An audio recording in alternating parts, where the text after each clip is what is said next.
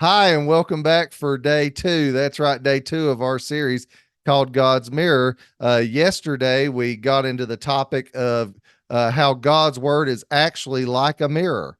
And today, we're going to just continue on with that concept and jump into the next topic. So today, the I guess the concept is the importance of Bible study.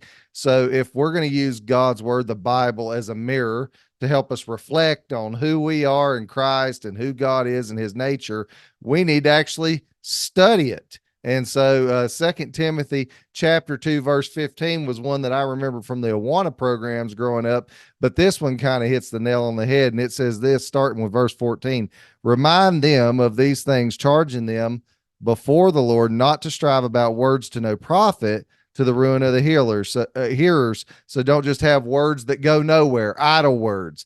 But then here's the command, be diligent. And in the King James, it says study to present yourselves approved to God, a worker who does not need to be ashamed, rightly dividing, guess what? The word of truth. But shun profane and idle babblings, for they will increase to more ungodliness. What's he saying here? He's saying study to understand the scriptures so that you can show yourself approved, not to me, not to your preacher, not to your husband or wife, not to your children, but to God. If we work on pleasing God first, then guess what? We'll be pleasing to Christians as well. And so he says, be diligent or study to show yourself approved to God, a worker who doesn't need to be ashamed, rightly dividing the word of truth.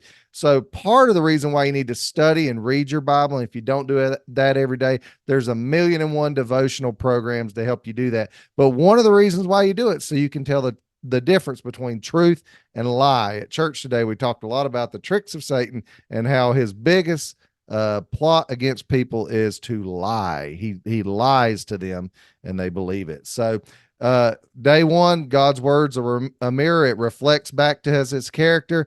Day two, we need to study our Bible so that we can show ourselves approved unto God and so that we can rightly divide the word of truth. I hope you enjoyed today. See you again tomorrow for day three. God bless.